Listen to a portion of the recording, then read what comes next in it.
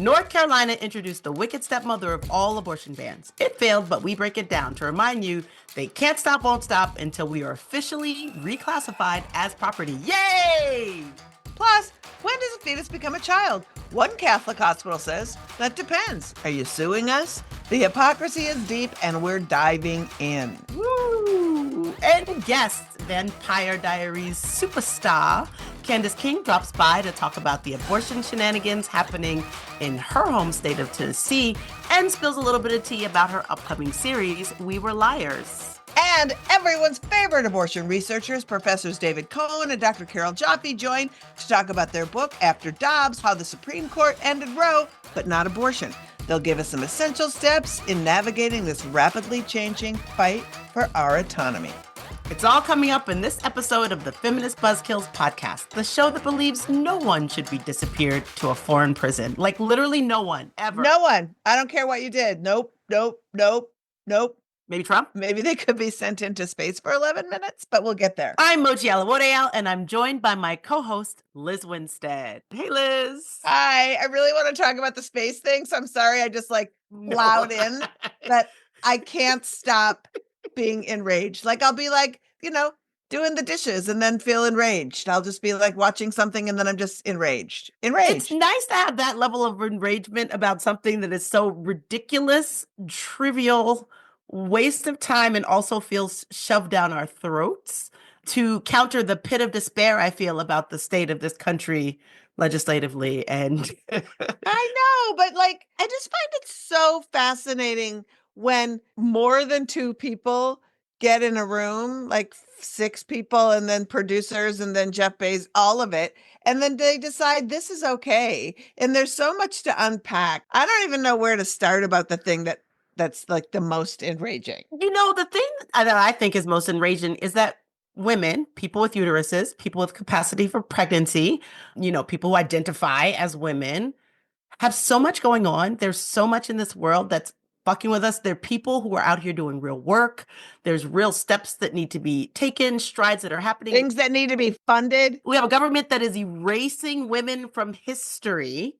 And then what they give us in exchange is a pop star on an 11-minute ride. And, just having them all just barf out how it's some bonding moment for feminism. It's some great achievement for the greater good to support women. And I'm they're literally erasing Sally Ride from the NASA website. They're literally, we had to have the movie Hidden Figures, about actual Black women mathematicians who actually got people to space. Right. And how can it be feminism if it's literally a Jeff Bezos invented, I'm designing outfits for you ladies to go into space thing? Also, it's almost listen, if you don't want to marry Lauren Sanchez, just don't marry her. You don't have to shoot her into the atmosphere. Right. I mean, it costs $1 jillion, money that could go someplace else, the amount of pollution, the amount of waste, the amount of all of it. And, there's a lot of stuff that you could do in 11 minutes that actually helps women, give them a foot massage, stock up on Plan B, fund abortions, listen. Oh my God, 11 minutes of men listening to us who I don't know what I would do with myself, Liz. I know. It's just shit. Once upon a time, rich bored ladies would just, fund a library, right? Once upon a time, rich bored ladies would just go to the plaza and have a fancy tea. And instead, we have rich bored ladies shoving their richness down our throat while the country and the world burns. And calling it feminism. It's the pinkwashing for me, Liz. It's the pinkwashing. I know. And it's funny because I feel every time I feel I'm over it, and I'm okay, whatever. Then I hear a new weird fact. I read somewhere today and it was Lauren Sanchez was wearing Skims under her suit. And I was why are we talking about your underwear, ma'am? Why? The last time we talked about underwear and astronauts, it was that wacky person who wore diapers so she could drive across country and chase down that person. And also calling them astronauts is no, you know what I'm calling them? Hard pastronauts. That's what I'm calling them. Hard pass. And also because they're not astronauts. They were literally freight. or cargo. They were afraid. They were unpastronauts. Unpastronauts. It's so bad. And just Gayle King couldn't understand why people weren't celebrating it and them kissing the ground. And when you land and you're a woman and you kiss the ground of Texas, you are literally kissing oppression. You are kissing the sweat of ICE working hard to throw immigrants out. You're kissing the foundations of misogyny. Stop it. You're kissing Ken Paxton. You're kissing Ken Paxton's Ew. foot juice. Ew.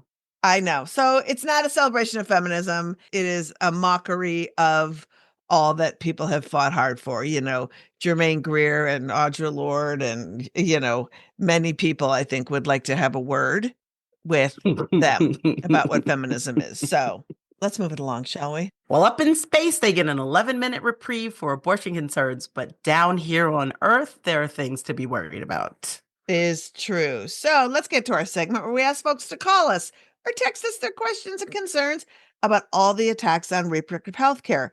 And we want to help you know, should I be scared? Is this just bluster? Basically, we want to help put your concerns in perspective. So let's get to this episode's question. Hey, this is George from Nebraska. And I was just wondering, I have to take my girlfriend to get an abortion in Minnesota. Should I be scared? Is this illegal? Oh, poor George. I mean, this breaks my heart, Moji, because people, they don't even know what the laws are, right? No, they don't. They're really not clear. They don't know where to go. And also what breaks my heart is that you have to travel in general, right? Like, regardless of what you know about the laws, like the fact that you can't go around the corner and get the abortion you need is heartbreaking. It's true. So George, I guess I don't know where you are in Nebraska. Nebraska is like this, for those that don't know geography, Nebraska is a big ass long state. And if you drive east to west in Nebraska, it's an 8-hour drive. So I'm guessing that you're probably in eastern Nebraska, which is why you chose Minnesota, because if you were in western Nebraska, you probably would have gone to Colorado. Here's the good news. I know you've probably been hearing on the news that you can't, some states are trying to call it abortion trafficking or human trafficking if you take someone across state lines. Nebraska is not one of those states. In Nebraska, you can leave Nebraska freely. Note to people in Nebraska, you don't have to be pregnant to escape. You can just leave. You can just go. So, and the fact that you're going to Minnesota, it's a state where I've been to every clinic that exists in Minnesota. They are all compassionate. They're all beautiful. The people are all lovely. So wherever you choose to go, your partner is going to feel very cared for and very safe. And I don't know if you have any financial needs, but if you do and you didn't know, there is the Nebraska Abortion Relief NEAR Fund, which is an abortion fund out of Nebraska. And then there's the Stigma Relief Fund. If you're going to Whole Women's Health Clinic, they have a special fund. And if you just need financial help in Minnesota in general, the abortion fund there is called Our Justice, OURjustice.net. I'm sorry you have to go through it, but you're in good hands. You really never lose the opportunity to harp on how great Minnesota is, I know Liz, it's do true. you?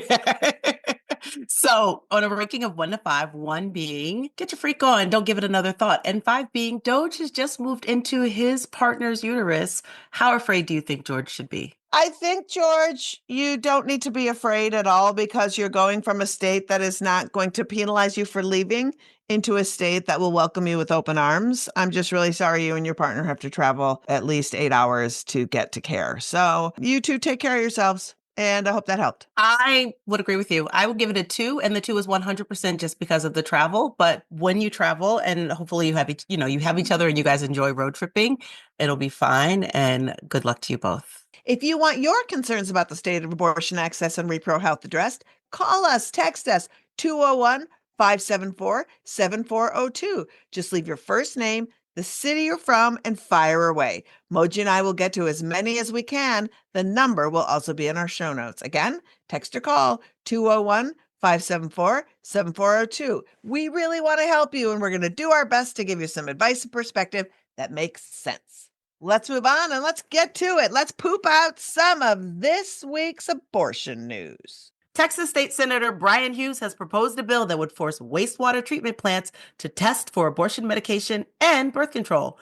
Our Abortion Access Fund research team has been studying this issue for years and has found no evidence that either birth control nor abortion medication is in the water, citing that each year Texas consistently reproduces hundreds of shit widget politicians, far exceeding the national average.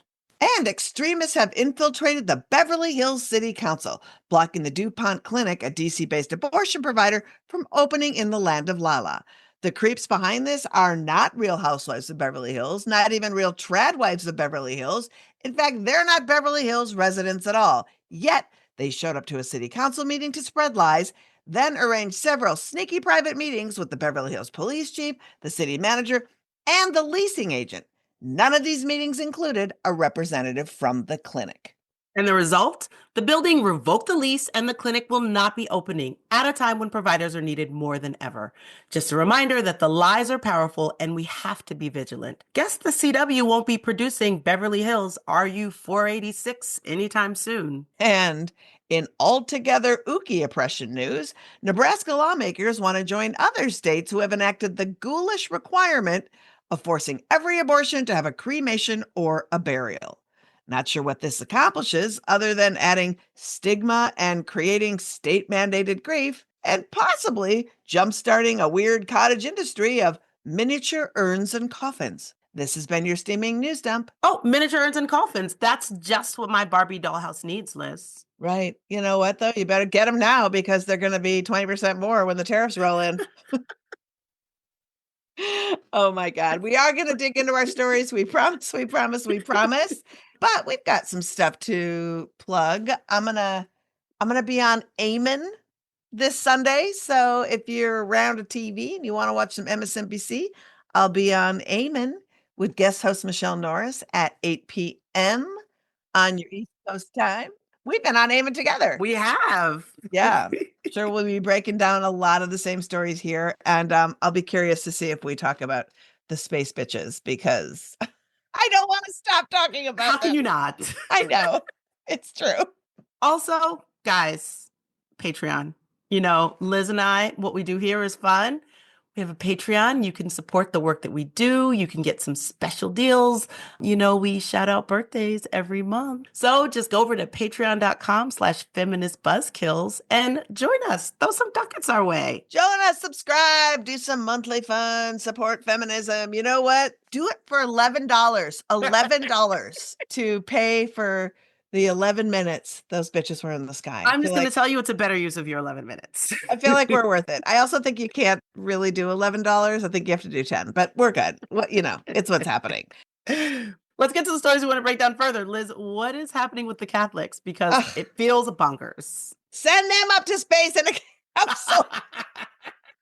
I'm bringing everything back to the capsule. Okay, look, if you don't know, now you know. I was born and raised Catholic, went to Catholic school. My mom was like, never learned to drive. We lived a half a block from our Catholic church and our Catholic school, Catholic. And as you also know, Catholic hospitals are just villains when it comes to deciding what kind of care you can have if it goes against Catholic doctrine. So there is a story out of Iowa that is thoroughly enraging. A Catholic hospital chain has decided that they no longer are going to identify a fetus as a baby. And you're like, what? This is so progressive. Oh no. Only if you sue the hospital because they harmed you during your pregnancy. This is a grift, Liz. It is such a creepy grift. So the basically how this goes down is there was a woman who was 34 weeks pregnant and she went in presenting with preeclampsia, presenting with edema and saying, you know what? I think I'm going to probably need to have a C-section because I don't think I'm going to be able to deliver. And I really feel like this pregnancy is at risk. So this hospital whisks her over to a Catholic hospital called Catholic Health Initiatives. I think that's probably the conglomerate. They were like, we're going to treat you for a couple days and we're going to send you home, but we're not going to perform the emergency C-section. As a person who has had a not emergency, but a C-section, when I was pregnant, my doctor said around like 30 weeks, if you come in, we're just going to have a baby. So it's wild to me that at 34 weeks, they were like, nah, you're good now. Right. And so then she started having terrible symptoms and went back to the hospital, and they did an ultrasound, and her fetus they didn't detect a heartbeat, and she had to have a C-section with a non-viable fetus. Had they just given her the C-section days before, yep, she would have been able to have a healthy baby. And so she's suing them. And in Iowa, they have a law that there's a $250,000 cap if they don't do any like horrible harm, right? Like death. And they're like, yeah, so the fetus we didn't kill anything because it's a fetus and it's a pregnancy. And it's like, whoa, whoa, whoa, Catholic hospital. Since when is a fetus not a baby in your eyes? Literally, they're a Catholic hospital, they're a nonprofit. Their mission statement is to provide health services in the spirit of the gospel. So sending somebody away and trying to nickel and dime on a lawsuit doesn't seem like it's in the gospel. In their ethical guidelines, it literally says the sacredness of every human life from the moment of conception until death. Now, I personally don't believe that. That's crazy time. But if you were going to do that, if every Supreme Court abortion case I listen to, Alito goes on and on and on about how the other patient is the fetus, then if I have to listen to that and that gets put into the legal doctrine of the land that I live in, then for the people pushing that drivel to when it comes to harm saying, no, not when we have to pay for this. Yeah.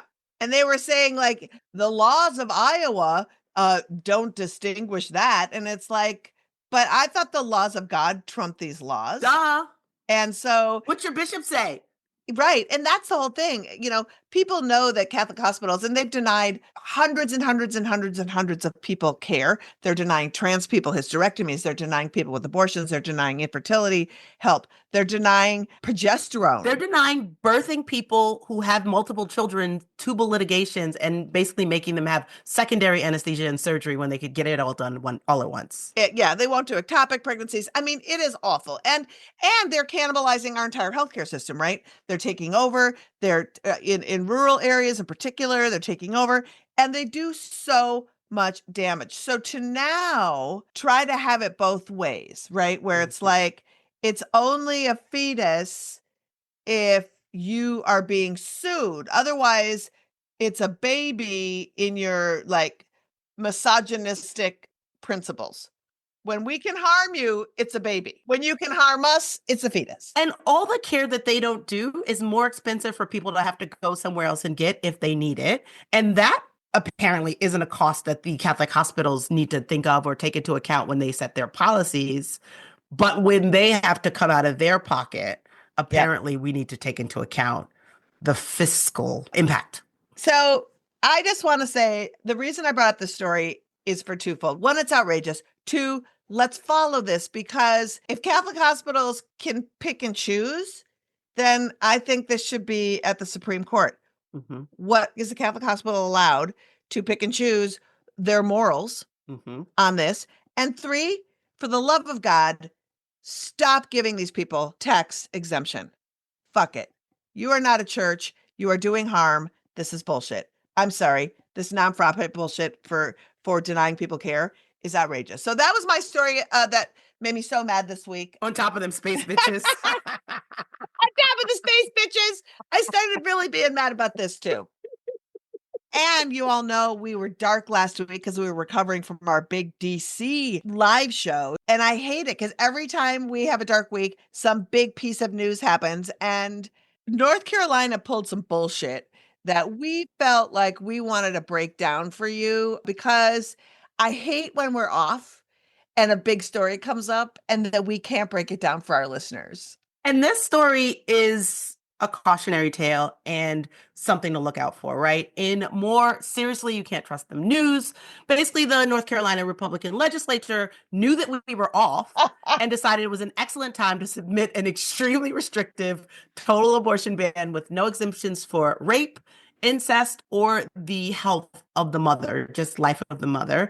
And fortunately, I just want to, before you can untwist your panties for a little bit, because this bill didn't go far this time, but I just want us to remember that they are relentless, and let's not pretend this bill is not going to come back, right? Yeah. And also, I think it's really important when monumental pieces of legislation like this even go to committee, people authored it, people put a lot of time into it, and people don't just let that shit go. And so when something this draconian and this well thought out comes, we have to break it down. And here we go. Moj, tell them what's in this bill. Okay, so this bill is called the Human Life Protection Act of 2025. And the 2025 is important because the same guy also submitted this bill in 2023. So it's like Project 2025. Exactly. Because that was Project 2020, Project 2018. Yeah. And so this bill defines an unborn child as an individual living member of the Homo sapiens species from fertilization until birth, including the entire embryonic and fetal stages of development. I just want the Catholic hospital to read that because they need to pay them people. And what it says is that it's a Class B felony if the procedure results in the death of an unborn child. We don't call it that. We call it an abortion, right? But also, just if the procedure, what's the procedure that someone does? What if somebody had like some heart surgery and that caused them to miscarry? Like that's a procedure that causes the death of an unborn child. Like how vague this shit is what's really scary to me. It's the point. It essentially says that if a doctor, is indicted with this, the civil penalties are at least $100,000 per violation, potential revocation of medical license, and because of the class of this felony, the prison time could range from 12 years to life without parole. Just to put it in place with other things, the other things you can do in North Carolina to get this is forcible rape, whatever that forcible means, and murder, and also abortion, which we all know is healthcare. Yeah. And, North Carolina is a funny place because they used to be kind of this pretty cool blue dot, right? They had, the triangle and an educational triangle, like such cool shit. I have so many friends in North Carolina. And then like around 2000, things just started getting weird in North Carolina. They started doing wildly terrible gerrymandering, a whole host of other things happened, and they started really focusing on abortion. And so these kind of terrible laws are not new to North Carolina. The biggest shenanigans, and this is like a couple years before I launched Abortion Access Front, but was heavily getting involved, just like immersing myself in what was happening in abortion politics. North Carolina pulled some shit, y'all. So 2013, there was some bullshit bill that they had. And remember when anti-Sharia law was like the thing, and everybody was like, Liz. There's Sharia law everywhere. I'm like, you don't even know a Muslim. Shut the fuck up. So they tried to cram all this abortion legislation into an anti-Sharia law bill, not dissimilarly to the way that they try to shove abortion bills into anti-trans laws because people are, have more wariness about trans stuff. So it's like, oh, let's shove it into that thing and see if they won't notice. Well, they did the same thing here. Well, people got really mad. And even the Republican governor was like, I'm vetoing this. This is bullshit. Don't do this. And they were like, okay, we'll back off. 5 days later, there's a motorcycle maintenance bill in North Carolina. And they took the same horrible, like 72-hour waiting period, life begins at conception, like it's same kind of shit, right? And they shove it into this motorcycle maintenance bill. They had voted on the motorcycle maintenance bill, and then it went back for like addendums. They replaced everything but 17 words about motorcycle maintenance. Scraped out everything but 17 words about motorcycle maintenance. Scraped out is an interesting use of words in an abortion bill, but yeah. Yep. I was thinking of a bagel, but yes. And it passed, and so they're always trying these shenanigans. Yep, the shenanigans don't stop. I want to just put this into context. So North Carolina, again, like you said, was pretty liberal. And just 2 years ago, people were protesting in the state house in North Carolina because the conservatives passed a 12-week ban, and they called it a common sense compromise. The conservatives called it that. Not us, because we don't compromise on bodily autonomy, but they called it a common sense compromise. And also, I want to point out that they really snuck it in because a former Democrat, switched parties on a dime, and basically is the reason they could pass this bullshit, but whatever. But wait, it's important to say that the person that switched parties also stood on the floor of the North Carolina, and I can't remember if it was Senate or State House. So it was in the legislature, it's though. in the legislature, and talked about her own abortion, but referred to it as not an abortion and denied she had an abortion. And it's like, I'm sorry, what? But also, the people who elected her, because she'd just gotten elected or reelected, were hoping for someone who was going to fight for their rights. Yes. In abortion. That's what their voters wanted. Her voters in particular, that's right, voted for a Democrat in North Carolina, and she got elected, and it was early in her term. And she basically one day stood up and walked over to the other side and gave them the decisive vote that they needed to institute a 12-week abortion ban that nobody wanted. That's right. Boo, Trisha caught them. Boo. Boo. But again, they were like, oh, it's a common sense compromise. Right. And then it goes back to your point of this dude. His name is Representative Keith Kidwell, which is the irony of the name Kidwell. It's like living up to the name, who proposed that law in 2019, is also proposed this wacky Human Life Protection Act of 2025. Yep. 2019, he did a thing called the quickening bill. The ye old abortion bill? While Roe was the law of the land, he was trying to pass a 13-week abortion ban. And you know what? It only took him 4 years to achieve it. That's the cautionary tale here. It only took 4 years and the fall of Roe for him to achieve it, but he got there. And that's what we need to know, that antis have tenacity. North Carolina already has had in its history a death penalty for abortion bill submitted in 2022. It didn't pass, but bills like it have appeared in states all around this country this year. And we know it's going to come back to North Carolina sooner than you think. And this bill failed in 2025, but 2026 or 2027 is right here. And it's going to come back, and they are never satisfied as they strip our rights away. Well, and I just want to say that North Carolina overwhelmingly voted for another Democratic governor.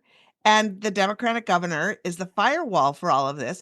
But as we're watching, the courts are trying to strip away the power of the governor profoundly. They want to literally give like the power of who makes decisions to the auditor, to any elected Republican official. No, for real. And so it's really scary to watch. You can exhale, but when you inhale, that inhale means you got to get up and fight more. And so we've seen what's happened. We don't know what laws are now. And so just because, like you said, just because it didn't pass this time, they're going to bring it back time and time again. I want to use this to get to our guests. Yes, because I wanted to say, in a time where our podcast can sometimes seem so dark, our next guests have really captured in their book all of the resiliency and so much work that's being done to fight back against this shit. And it's really a level set to remind folks that there's people out there doing the work and that you could be out there joining them. And a book that gives them ways to do so, not just our podcast, is an amazing thing to sort of go to next. Our first guests are two incredible researchers who have been studying and teaching about how people navigate abortion care forever. Their new book, titled After Dobbs, How the Supreme Court Ended Roe But Not Abortion, dives into how even as restrictions grow, patients and the incredible people in our movement come together and forge new paths. He's a professor of law at Drexel University, and she's a professor of obstetrics, gynecology, and reproductive sciences at UC San Francisco. Please welcome David Cohen and Carole Joffe. Carole, David, thank you for joining us. Hey, happy to be here. Yeah, thank you. Lovely to be here. So this book is receipts of what the tea leaves have been saying, what we've been trying to tell people forever, that Roe will be overturned. You both have been some of the loudest alarm sounders. In 2020, you co-authored Obstacle Course, which laid out the challenges of accessing abortion care in 2020. And in a way, this book is a follow-up. So since Dobbs, what are some of the biggest ways the Obstacle Course has changed? Well, there's a very easy way to answer that. Before Dobbs, 1 in 10 abortion patients had to travel to another state. Now it's 1 in 5. So that tells you a lot of the hardships imposed on people who need abortions. Yeah, I mean, the biggest thing and the reason for the travel is that now we have 12 states that just ban abortion entirely. And then another handful of states, 7 or 8 states that ban abortion before viability, some significantly so. And that wasn't the case in 2020. Back in 2020, when Obstacle Course came out, abortion was legal everywhere, though difficult to access in many places in the country. Now, it's not legal everywhere. So it's both illegal in places and difficult to access. So that's sort of the big change that's resulted in the travel that Carole was talking about. And so, the title of the book, I'm going to be honest, is daunting, right? After Dobbs, how the Supreme Court ended Roe, but not abortion. So before we get into sort of some specifics that you drill down in the book, can you both talk about the broad strokes that you cover in this book before we get to that part? Yeah. So, when we went into doing this research, because this is based on interviews we did in 2022, we interviewed people before Dobbs, right after Dobbs, and then 6 months after Dobbs, the same group of people. And we didn't know what we were going to find, but we really expected that overturning Roe was going to drastically decrease the availability of abortion in this country because of states banning abortion. But what we discovered with the interviews and what the numbers people showed too is that abortion has gone up in this country. And so the name of the book, How the Supreme Court Ended Roe But Not Abortion, is really a testament to the resistance and the resilience of abortion providers and supporters and advocates, the people that we interview in the book and tell their stories, who have said, okay, yeah, the Supreme Court did something that is not in accordance with our view of justice. It is wrong, but we are going to make abortion available to as many people as possible who need it, no matter what.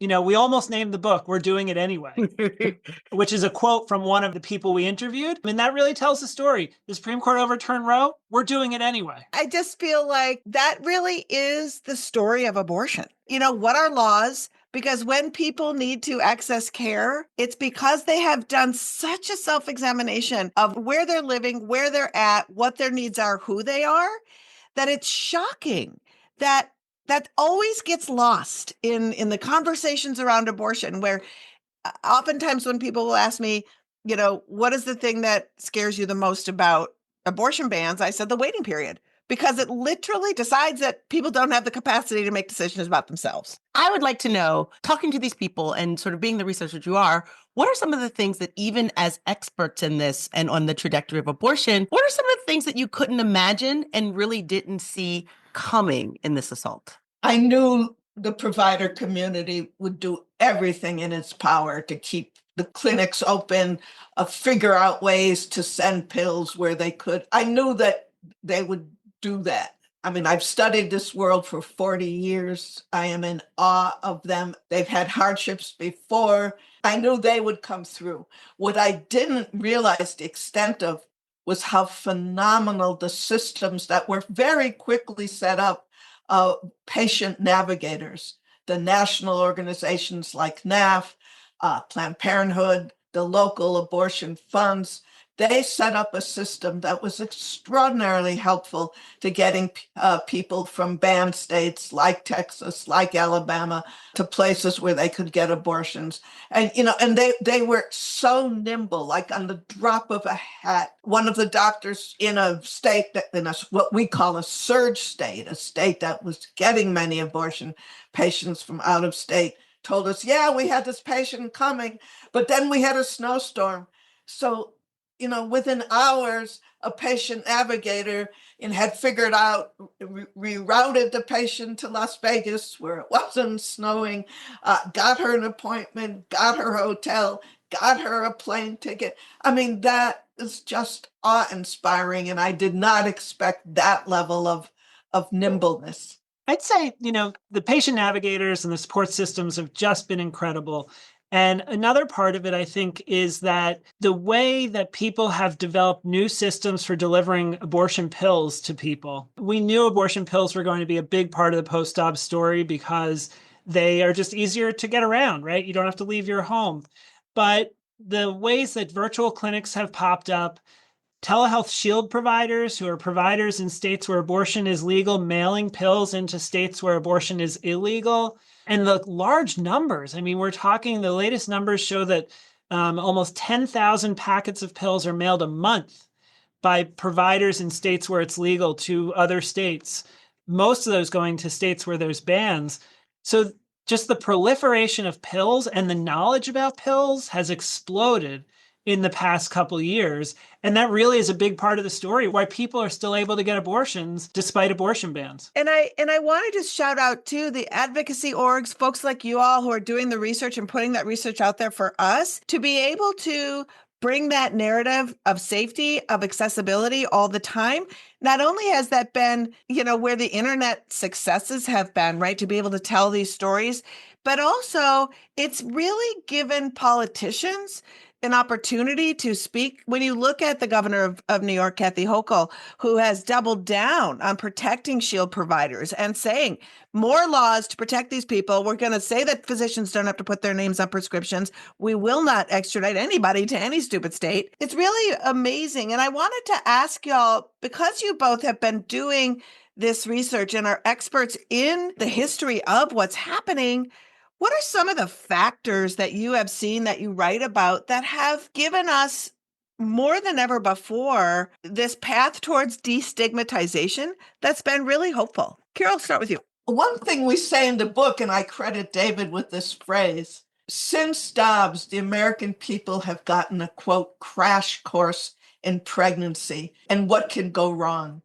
If you think about it, before Dobbs, when abortion, even in red states, was still legal, even though very tightly restricted, if you had an emergency like a ectopic pregnancy or like rupture of membranes or congestive heart failure, you would get an abortion. They might not have called it an abortion. It was probably called a termination. The person who did the operation, what we would call an abortion provider, probably did not think necessarily of him or herself or them as an abortion provider, but it was quiet. So the American people really had no idea of how dangerous pregnancy can be. Much more dangerous. I mean, the mantra in our field for years has been the research finding that being pregnant is 14 more times more dangerous than an abortion. But now, since Dobbs, the clinics have closed. We've had story after story in the mainstream press, and I am very grateful for this, and I'm especially grateful to the investigative journalists from ProPublica. We know women are dying. We know that we have stories of pregnancy-capable people going to a hospital because there are no clinics in their state and being told you're not quite near death enough. Your fetus still has a heartbeat. This is a true story. Go sit in the parking lot of the hospital. When you really think you're dying, then come back and we'll take care of you. I mean, this is insane. This is barbaric. And fortunately, these stories have gotten some traction. So I think pregnancy has been known now to be more dangerous than many people thought. And abortion has now been more seen as sometimes very, very essential. The fact that now American people, again, are getting this crash course has not only destigmatized abortion, but I believe has destigmatized the abortion provider. So I think the status of abortion providers and abortion itself is changing. To that point, the one thing I wanted to ask is, we're at this conundrum, right, where abortion providers, abortion provision itself is on a trajectory to being normalized. Hopefully we'll get there, right? But at the same time, we're living in a world and an administration where abortion provision is scarier than ever. We just watched the federal government release 23 terrorists from jail, saying we are going to not prosecute the cases where they have been terrorizing clinics, where we want to remove the FACE Act, which is a federal protection for clinics.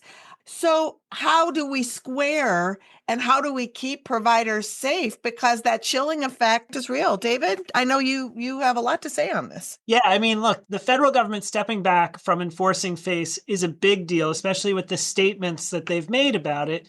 But the federal government has never been that good, even with better administrations, with enforcing FACE. Like, the FACE Act has made a big difference in terms of stopping blockades. Before the FACE Act, there were blockades all the time, and they were massive. And there's an occasional blockade now, but they are, compared to what was before FACE, almost never. But the intimidation and the violence and the trespassing, that's still something that's been happening with FACE, even in a better administration. So I'm not saying it's not a big deal. The administration made these statements about FACE, but it has long been the case that abortion providers have had to rely on escorts for protection and their own self-support and, their own strategies for protecting themselves and each other. And so that's not anything new. And we've known for a long time that abortion providers who do this work and continue to do this work have made individual risk assessments and said, I am doing this anyway. I should not be treated this way. I should not have to deal with this. The world would be better if we figured out how to prevent the kind of harassment that I deal with, but I'm doing it anyway, right? And that has long been the case. So this is not necessarily a new environment in that regard. I think what's really new right now is with the Trump administration, the possibility that they could enforce the Comstock Act in a very restrictive way, or reimpose certain requirements on the prescription of mifepristone, or even say mifepristone is no longer approved. That hasn't happened yet. Look, he's been hell-bent on destroying the country in all sorts of other ways for the first 3 months. Abortion has not been at the top of that list. But we don't know if that will change. But that concern that now we have clearly a lawless president who is beholden to the far right, a part of it in some ways, but especially beholden to the anti-abortion part of the far right. And so he could adopt policies, or people in his administration could adopt policies that could be really devastating. And that, I think, is the big difference right now, because the overturning of Roe paves the way for some of the things that he might be able to do. But abortion providers are still, they're saying, until that happens, we're going full force, and we are providing for everyone who comes to us and wants and needs this. We are going to do what we can. The possibility of something changing in the future is not stopping them. I'm so glad you brought that up, because it really does feel like the news is fast and furious. It's coming at us, changing hour to hour, day by day. One day there's tariffs, one day there's not. What this administration is doing is inconsistent and makes no sense. And this book comes out at a time where we're all dealing with that. But I do feel like, I'm going to counter you, Carole, that the urgency of what's happening with abortion access, it was in 2022 really higher up in the news, but I feel like it's kind of diminished. And can you talk about what parts of this book are most urgent in a world where everything is urgent?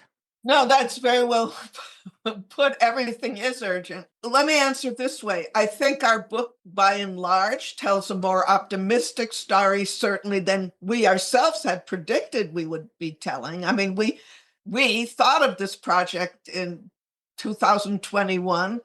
David had the idea, well, let's document the year 2022. We thought we would see a decrease in abortions, and we didn't. And we think our book helps explain. But so even though it's by and large an optimistic story, we do very consciously end on a note of caution. I mean, for us, the big issue is sustainability. Right after Dobbs, you'll recall there was this rage spending. Money just poured in to the funds, to NAF, to Planned Parenthood. And that's diminished. And in 2023 and 24, abortion numbers still kept rising. Whether that can be sustained, even bracketing some of the scary things that David just told us about, even if there's not a Comstock law imposed, or even if the FDA doesn't withdraw its approval of mifepristone or take away the right of telemedicine as a way to send pills, I mean, if there is not the funding, if the people in the clinics who are working very long hours get tired, if the funds are still not there at 120%, I mean, if all these things that we talk about can't be sustained, then we're in trouble. I mean, hopefully not. But I guess what I most want to say is the very positive things we talk about in this book hopefully will inspire people to keep doing what they've been doing, including including contributing to the extent they can, including showing up at the clinics and being escorts. And your group, Liz and Moji, is just so wonderful in terms of sustaining the morale of providers. I mean, and I know you'll keep doing what you're doing, but if everybody else doesn't keep doing what we're doing, the positive things we saw will not be sustained. Building on that, and what you were talking about before, Liz, right? The normalization of abortion providers would love to do their work without being on the front page every day. And abortion patients would love to not have their procedure and the care they need to be politicized and to be in the news all the time, right? Just go about their care, just like any other medical care, which is not in the news all the time. That would be great. But the flip side of that is that then it falls off people's attention in terms of thinking how they need to spend their money and their time. And if people think everything's fine, then they're not going to donate money. They're not going to volunteer their time. And so we're sort of, it's this sort of contradictory thing. We want abortion to be normalized and to fall out of the news. But if it falls out of the news, we worry that all the things that are necessary to make sure people get care will not be supported by the generous donations of lots of people over the past few years. And we can't forget all the volunteers who have made things work with abortion funds, practical support groups, advocacy organizations. They've donated their time because they're outraged and they know they need to. So if it falls off the news, then I worry that people might think they're no longer needed, but they are. They absolutely are. Unfortunately, it can only fall off the news if it is fully normalized in a way that all other medicine, like, I don't know what cardiologists are doing. They're just cardiologizing. Exactly. Yeah. And I think too, I don't even know if it's a pivot, but a strong place that we're leaning into at Abortion Access Front is it goes to your point, David. We can't predict what Trump's going to do, what crazy RFK, who is susceptible to conspiracies, is going to do. But the one thing that we do know that we can do as humans is heart-to-heart activism. And what I mean by that is looking at the providers, looking at the patients and saying, I've thought about you and I'm going to do something for you to make this experience on whatever part of the journey you are on feel like it's your experience and it's honored. And I think that all the different ways that we can do that. And I think your book, why I think it's important and why I really want our listeners to read it is in a time of hopelessness for you to mine hope and to mine resilience and to frame that resilience in your book. Whether you're reading something or watching something, you need to introduce that into your life so that you know that you have power to make a difference. So I want to thank you for writing that book, and I highly encourage everyone to read it. Thank you. I mean, one of the things I like to bring up in this regard, Liz, is, we both know Kwajalein Jackson, who runs a clinic in Atlanta, Georgia, and we profile her in the book. And she says, despite all that happened in Georgia and is happening with back and forth over laws, restrictions at 6 weeks, she said she's optimistic that abortion is going to win.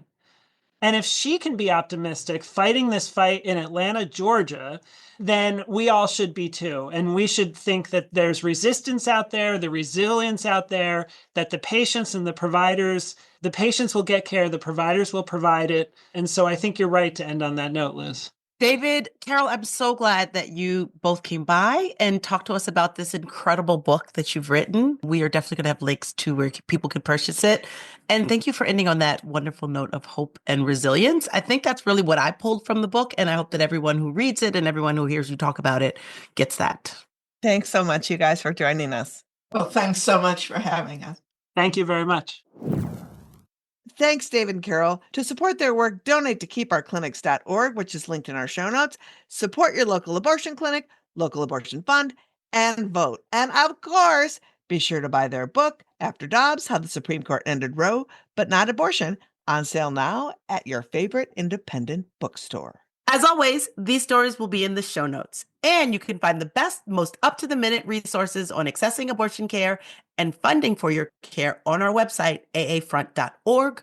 Our Charlie chatbot on the bottom right will walk anyone, anywhere in the country through their options and resources for abortion. You know, we've said it before, we're going to say it again. We do the show because this info is not given enough attention in the media. So please help us spread the word. Show us some love by liking, subscribing, and giving us a 5-star rating. Every bit helps and helps us to reach more people. And you know who loves our work, Liz? The many fake sponsors who show up every week so we can do this. Liz, who do we have this week? Well, so often we come home late after work and don't have the energy to dig around the internet looking for a healthy serving of news that's yummy and satisfying. That's why I get HelloFresh Hell delivered right to my home. HelloFresh Hell will develop news meal plans specifically for you, created to satisfy your appetite for taking in all the ways the DEIs are getting what's coming to them. Why not kick back and savor a delicious Texas-style abortion ban steeped in a white supremacy reduction, then finish it off with a just dessert like a judge upholding a triple-layer pre-Civil War abortion ban. Whatever satiates your appetite for punishing the wokety wokes, HelloFresh Hell delivers. It's a steady, high-barb, fact-free news diet. Head to whatfreshhellisthis.com and get $6.66 off your first 3 orders by entering our promo code FeministBuzzKillMe at checkout. HelloFresh Hell, piping hot takes made to order. Isn't that just Ben Shapiro's newsletter? I mean, that's what I thought. I feel like that's just like, is if he you sponsoring signed us up- yet? I mean, maybe. No, we can't even get Ben Shapiro. I feel like he would for spite. Fund an incel. Let's stop talking about Ben Shapiro Fair. and maybe start talking to someone we adore. Okay, yes, and yes. Our next guest is not only an amazing actor, but is also a strong supporter of abortion rights. We are also feeling pretty geeked about her upcoming series on Prime called We Were Liars. Please welcome the one and only Candice King. Candice, thank you for joining Hey, us. Candice. Thank you. Hello. I'm so humbled and honored to be here. Truly. Thank you. Thank you. Thank you for having me. We are so excited to have you. So let's just jump into questions. You were born in Texas, raised in Florida, and somehow you became a progressive activist. We need you to explain this to us. Yeah, drop this. I know. I'm like, I think the word Democrat is still like interesting for my parents to wrestle with. But I grew up with my parents hosting a lot of political fundraisers as Republicans. And so I always thought that politics were like what, old people did and were like annoying on school nights. And I really didn't understand, I think, what it meant to participate until adulthood. And I would love to say that, me being like this young teenager or this like thriving young woman in her 20s was like, oh, this is important to, make sure I'm in touch with my community and jump in and participate. It's really been since I've become a mother, and I feel like the mama bear in me really brought it out. And specifically moving here to Tennessee, it really lit the fire. I mean, I can imagine that all of a sudden you have kids and the vulnerability of children, and then what people are saying and how people want to, ban books that your kids read and schools, and how are your kids safe? That to me is a good jumping off point for sure. Also, I love that you said it's when I had kids instead of, it wasn't about you. It was about your kids, right? This exterior thing. Yes, it is. I now look back, and especially being here in Tennessee and becoming a more frequent visitor of the Capitol, I feel very excited every time I know where to park. And I'm like, don't worry, I'll take you to this is the better elevator to go on. I feel very confident walking around there. And I wish I'd known as a young woman what it meant to, show up and even visit the Capitol. I didn't know you could. I was like, what? The People's House? Oh, you mean we can just go? You don't have to like buy a ticket or make a reservation? This is delightful. Our house. Yeah, I know. I got that now. I thought that was just like a fun catchphrase. I'm like, oh no, it's like a real thing. Well, kind of. I go there, and here it is just so beautiful to see this young generation showing up. And while I could sit back and be like, man, there's the coulda, woulda, shoulda. I wish when I was younger, I was participating more. But I am just so invigorated and encouraged to see these young people showing up for each other. And they teach me every day and every time I head to the Capitol. I love that you say that you're going to the Capitol because in Tennessee, your politicians are terrible. They are like really leading the way in hate, and they have passed so many anti-LGBTIA laws. They have draconian anti-abortion laws and some bullshit called a Baby Olivia law. Can you explain that mess? Oh yeah, the Baby Olivia law it's a video that has been created by essentially a pro-life I don't know, organization, I guess is technically the word, but I feel like there should be another word for it. I think it's Lila Rose. Yeah, or like a company, yeah, like, a group of people. But they've created this Baby Olivia video. It's not even medically accurate. It's a bill that was proposed that passed, and it's going to be part of the curriculum for like family planning, essentially what is called sex ed, and attaches a name to a fetus. It shows children like how a fetus develops, but not even in a medically accurate way. Is it like AI? Yes, it's like not a real thing. And it's like what you'd see in a sci-fi movie for a different world. Like, look who's talking to, but for school? Yes. Or Ally McBeal. I keep thinking of that Ally McBeal. Remember, like for the old people? Yes. Dancing baby. If they could just show clips of like the dancing baby, it would probably be just as, equivalent in the educational purposes that they're trying to utilize this video for. But it's really upsetting. And it's putting this like stamp on how I think these kids it's like their first experience watching what is meant to be like this medical video that's not accurate at all. It's funny to me that the experience of having children, so often a lot of people go to these birthing classes. And what's so interesting about these birthing classes is you learn, all these things. And the first thing so many like new parents say is, no one ever told me that. No one ever told me about a placenta. No one ever told me about mucus plugs. And no one ever told me about and also no one ever told a lot of people about the miscarriage rates and how common those are. Yep.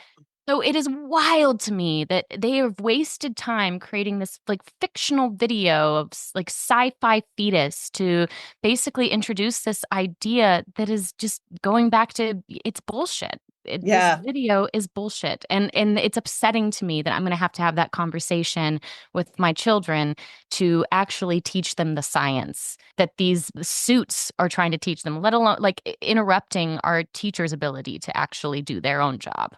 Moji and I talk a lot about how little we are told about our bodies, menstruation, pregnancy, like you menopause. said. All of it, right? Perimenopause. Perimenopause. I was like, there's like a cute miniature menopause that we're dealing with now. What? Yeah. I mean, we're given like 4 good years, right? It's like from 24 to 28, everything's great. And then all of a sudden it's like vaginal atrophy. Yeah. What's that? Wait, I'm going to hemorrhage my uterine lining if I have an abortion. What does that mean? How should I respond to that? What does that feel like? Pregnancy, all of it. It's like removing and not making us okay with decisions that are awesome. Parenting and birthing is amazing. Do you need an abortion? Fine. But like all that goes along with it should be taught to us in a way we can handle it. I feel like when you hear about these abortion bans and you hear of women, I had to like look this up. I'm going to say literally in the last 3 years. I was like, well, why if people are miscarriaging, do they hemorrhage, right? I didn't realize that like birthing tissue can just stay there. Yes, and it's very dangerous. And they don't tell you this. Yes. I've had a child, and I've like at no point did they say, oh, if you miscarry, maybe you won't miscarry everything, and then hemorrhaging could ensue. Like they just don't tell you. And I live in New York. A DNC is a very important thing. It's an important, significant procedure. This wasn't just like a for funsies procedure that was invented. Like this was literally a life-saving procedure. It is very common for when anyone is miscarrying a child. And one of the most scary parts about, when you are actually delivering a full-term baby is that you want to make sure what's the scary time when the baby comes out, and most importantly, when that placenta is delivered. Because if not all of that placenta is delivered, you could hemorrhage, you can die. And so it is very important. And the fact that this procedure, this life-saving procedure, which is an abortion, a DNC, you're aborting the tissue within the uterine lining, is being made out to be some awful villainous thing. It's soul crushing. It is very rarely that I find myself within a group of women where if the conversation is brought up about if someone has had a miscarriage, that someone at the table has not. Right. It is such a common thing. And the fact that it's at risk, like that our body spontaneously aborting fetal tissue is now like become a political issue. You're damn right I'm showing up at the Capitol. Like this is, or something. Yeah, Something. you got to show up, right? And that's, I wanted to ask you about that because so many of my friends who were, protested in college and they were pro-choice. And then when they got pregnant and parented, became even more pro-choice than ever. Rabid. Because they understood the profundity of it. And you talked about how having kids really kind of, woke you up to like, I need to participate in the world that I live in, but also you have a platform. And I know having a tiny platform also that once you decide to be out there and having opinions, man, oh man, the haters show up. So were you prepared for blowback and did you care? No, I take the time to really consider what I feel strongly and passionate about. I've worked really hard to not react from an emotional place, which is difficult with just like reposting things without really doing my research. But these are things that I know I can sleep at night. I know that if I post something about common sense gun laws and if it upsets someone, you know what? I'm sorry, but my kids are in school and they're doing lockdown drills. And I remember my daughter having to come home and play catch the bubble games in preschool. And that's their way of like trying to keep the kids quiet. You pretend you have a bubble in your mouth and you can't pop it. And I don't care if, who's mad at me. We have a law that's been passed, thank God and goddess and whoever, thank the whole universe that no schools have opted into this program. But teachers are allowed to bring a handgun to school if they opt into a program and take a very short, I think it's like a summer course. There is no safe storage laws. The other teachers don't have to be notified who has a gun on premises. And parents don't get notified if the teacher has a gun in the classroom. Now, we all knew that this was going to pass in the Senate and in the House here in Tennessee, but seeing our Democratic representatives trying to include any sort of safety measures like a safe storage, like a de-escalation training course, who's going to pay for these things? Like, if you're going to have teachers go out with guns, like what's the insurance liability if someone else gets caught in the crossfire? All of these things were thrown down and they just recklessly passed this bill anyway. So there is just no negotiating and there's no actual coming to the table. It is really frustrating to show up and watch these bills and these laws be passed in this state. So if someone's upset, I invite them to come down and sit next to me at the Capitol, and I would love to hear their opinion after watching it all go down. Also, it feels like if no schools have signed on to this, no one wanted this bill. It's just the show of force from the legislature. No one wanted this bill. Something that didn't pass last year was Gloria Johnson was trying to pass a bill that if you were 12 and under and you were raped, incest, that you could legally obtain an abortion. And it was shot down. They refused to pass it. 12 and under. 12 and under. Consent in Tennessee is 13. Consent is 13? Consent is 13, which is a whole other thing. Wow. So, yes. That is a lot. Can they drive at 13 as well? No, you couldn't adopt a kid at 13. So I guess it begs the question. I love Nashville and I love Memphis and Tennessee is gorgeous and beautiful and you're raising kids. Yeah. How did you end up in Tennessee as an actor, right? I mean, like you've gone Florida, Texas, now you're in Tennessee. But as an actor, how did you wind up there? I worked in Atlanta for a really long time, and I've done a lot of filming there. And so during the pandemic, my ex-husband and I, between us, we have 4 kids. And we were living in California, and he had worked a lot in Nashville, and I'd worked a lot in Atlanta. And so we just wanted some more space. And I had missed a lot of friends in this area as well, and wanted something new. And then moved here shortly after Roe v. Wade overturned. I mean, look, Tennessee has been a mess for a very long time. Yes. I just want to point that out. Yes. I moved here, and within a couple month period, a 6-month period, maybe, there was Roe v. Wade had overturned and the Covenant shooting. And I didn't have my kids the week of the Covenant shooting. They were with their dad, and I was just sitting by myself, and I just felt so hopeless and helpless as a mother, and saw other people. They were like, we're going down to the Capitol. And I went, and I met all these incredible people, a majority of them women. And I just was like, well, okay. Yeah, I'm in.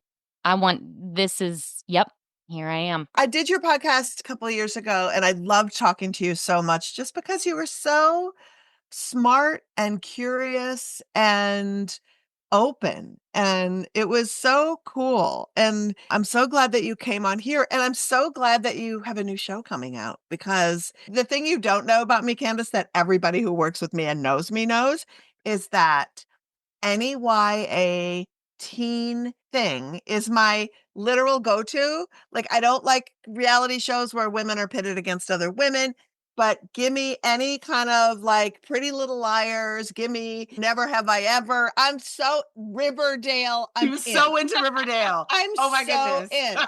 in. So, needless to say, Vampire Diaries, and now this new project.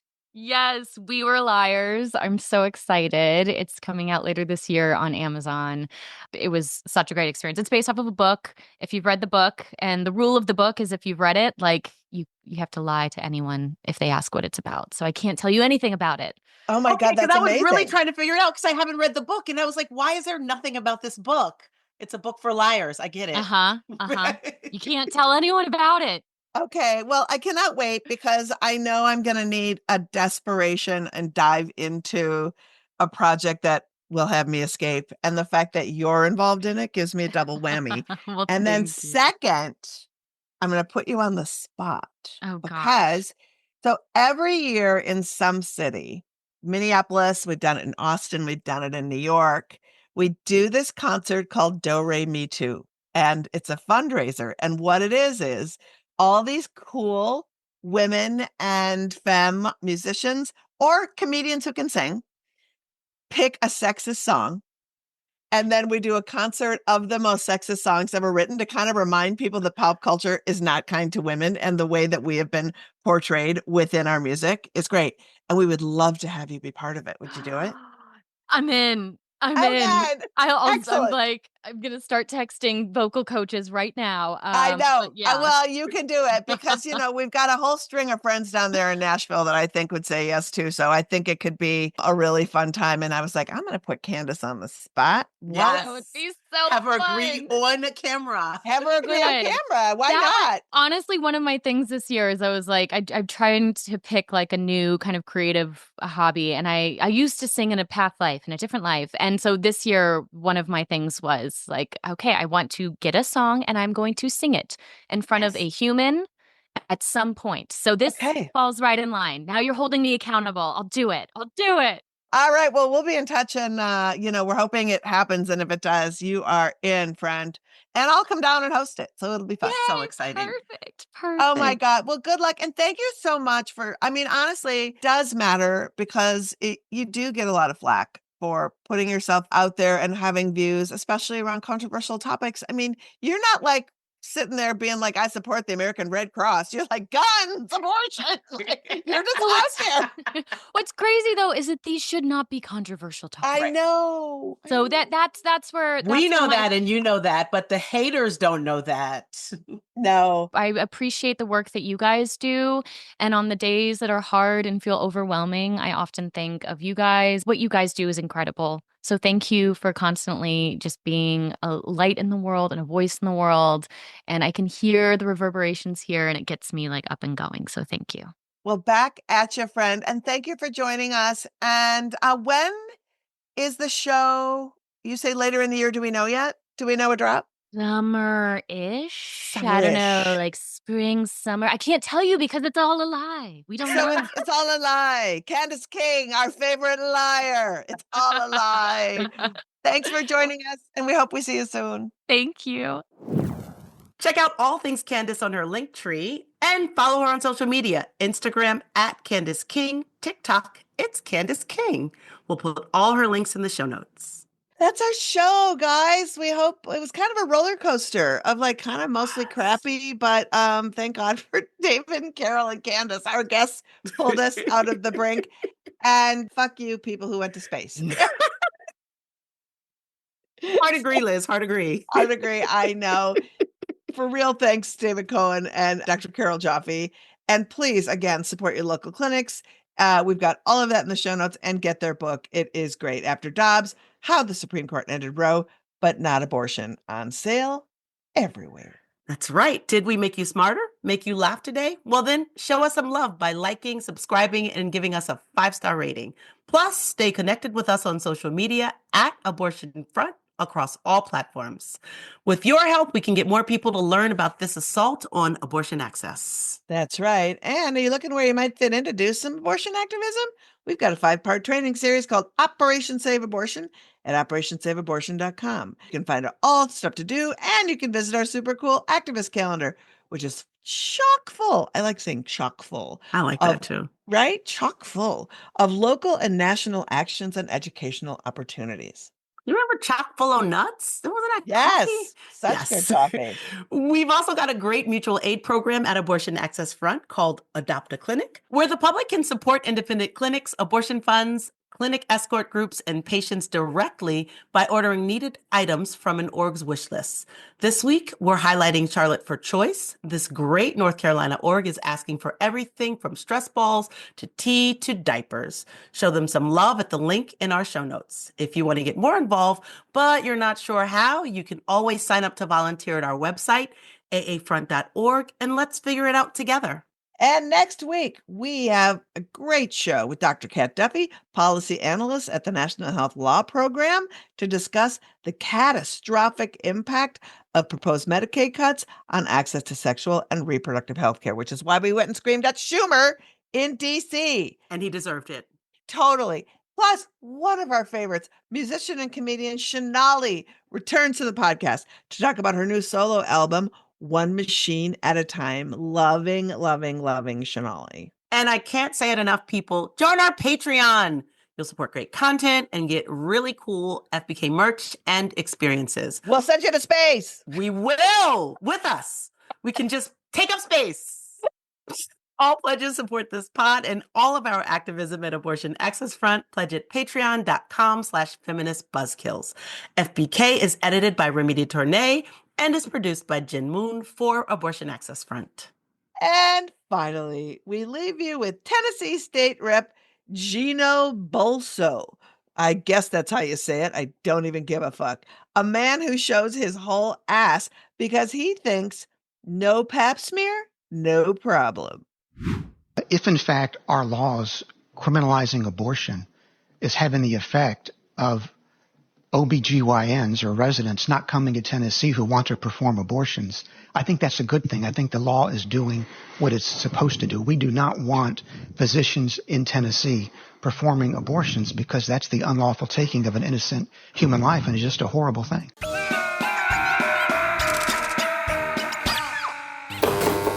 Feminist Buzzkills, the podcast from Abortion Access Front. New episodes drop Friday. When BS is poppin', we pop off. And if you want to support our podcast and all the work of Abortion Access Front, like, subscribe, and join our Patreon at patreon.com/feministbuzzkills.